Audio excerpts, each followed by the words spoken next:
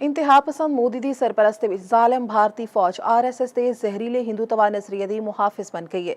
सफाक मोदी रियासती इदारियां का इस्तेमाल करके मुसलमानों समेत होर अकलीयतां की शनाख्त मिटाने में मसरूफ है। इंतहा पसंद मोदी ते RSS के गठजोड़ ने अपने मकरू अजाइम लई भारतीय फौज को भी सियासी आला बना दिता है। मुसलमानों के खिलाफ जुल्मो सितम ते मजहबी आज़ादी खत्म करने लई भारतीय फौज भी मैदान में आ गई है। हिंदुत्वा नजरिए के तहत राम मंदिर ते जालिम भारतीय फौज ने झंडा लहरा के नाम निहाद सैकुलरिज्म ਨੂੰ मुकम्मल खत्म कर दिता। दहशतगर्द RSS ते मोदी ने राम मंदिर विच इंतहा पसंद हिंदुत्वा का झंडा ला के मुसलमानों का मजहबी इस्तेहसाल किया। राम मंदिर बाबरी मस्जिद की शहादत तो BJP ते RSS की नजरियाती दहशतगर्दी के तहत वजूद विच आई। भारतीय अस्करी कयादत भी RSS के नजरिए के फरोग लई वर्दी विच मंदिरों का दौरा करके इंतहा पसंदी का पैगाम दिता है। भारत विच नफरत, इंतहा पसंदी ते अकलीयत दुश्मनी सफाक मोदी की मौसबाना सोच की अकास है।